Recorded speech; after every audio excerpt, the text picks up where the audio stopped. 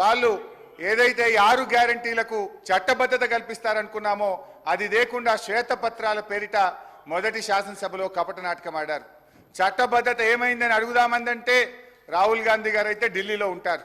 చట్టబద్ధత హామీ ఏమైందో ఏ కాంగ్రెస్ నాయకులు కూడా దాని గురించి మాట్లాడరు.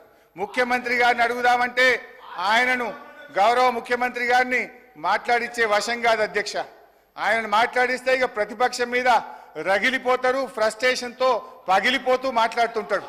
ఆయన మాటలు ఎట్లుంటాయంటే అధ్యక్ష, ఆయన మాటలు పేగులు మెడలేసుకుంటా, కనుగుడ్లతో గోటీలాడతా, లాగుల తొండలు జొర్రగొడతా, పండబెట్టి తొక్కుతా, గోసి ఊడగొడతా, లాగులు ఊడగొడతా అంటూ రాక్షస భాషలో చెలరేగిపోతుంటే పాపం సామాన్య ప్రజలు ఈ ముఖ్యమంత్రి గారిని చట్టబద్ధత ఏమైంది, 6 గ్యారెంటీలు ఏమైందని అడిగే ధైర్యం ఉంటుందా అధ్యక్ష? అధ్యక్ష హరీశ్రావు గారు బడ్జెట్ పైన మాట్లాడండి. ఇది నేను మాట్లాడలేను, గౌరవ సభానాయకుడు అన్న మాటలే యాద్ చేసిన. బడ్జెట్ ఉన్నది అది అయితే అధ్యక్ష, ఓకే అధ్యక్ష, ప్లీజ్ అధ్యక్ష. అయితే అధ్యక్ష, ఒకరోజు గౌరవ ముఖ్యమంత్రి గారు అల్లూరి సీతారామరాజు గారి కార్యక్రమానికి వెళ్ళారు హైదరాబాద్లో. నేను అనుకోకుండా టీవీ చూస్తున్నాను. అల్లూరి సీతారామరాజు గారి జన్మదిన కార్యక్రమం అనుకుంటా వెంకయ్య నాయుడు గారు వేదిక మీద ఉన్నారు. ఆ వేదికలో మాట్లాడుతూ వెంకయ్య నాయుడు గారు కొంతమంది ప్రముఖులు రాజకీయాల్లో భాష బాగలేదు, రోజు రోజుకు దిగజారిపోతుంది, బడ్జెటే దిగజారిపోతుంది అంటే ముఖ్యమంత్రి గారు ప్రామిస్ చేసిండు ఆ రోజు, ఇక ఈ ఆలటి నుంచి నేను భాష మార్చుకుంటా, మంచిగా మాట్లాడతా అన్నాడు. కానీ మార్చుకోలేదు. సరే అధ్యక్ష, ఓకే అధ్యక్ష, ఐ రెస్పెక్ట్ యూ అధ్యక్ష. అధ్యక్ష నేను అధ్యక్ష వారట్లా మాట్లాడినా మాకు అభ్యంతరం లేదు అధ్యక్ష.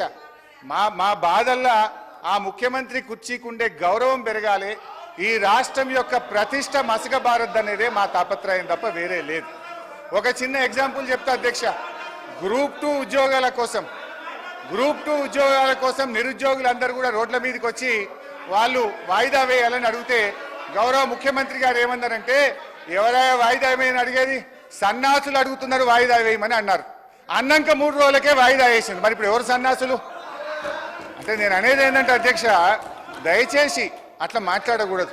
అదేవిధంగా మోతీలాల్ అనే ఒక నిరుద్యోగి నిరాహార దీక్ష చేస్తే ముఖ్యమంత్రి గారు ఏమన్నారంటే, ఆయన అప్లికేషనే పెట్టలేదు, ఆయనకు అసలు హాల్ టికెటే లేదు అన్నాడు. తెల్లారైన 3 హాల్ టికెట్లు బయట పెట్టిండు. ఎవరి గౌరవం దెబ్బతిన్నది?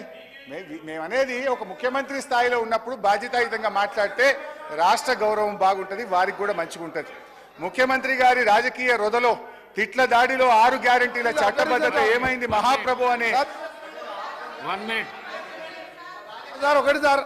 ఒకటి సార్ గౌరవ సభ్యుడు హరీష్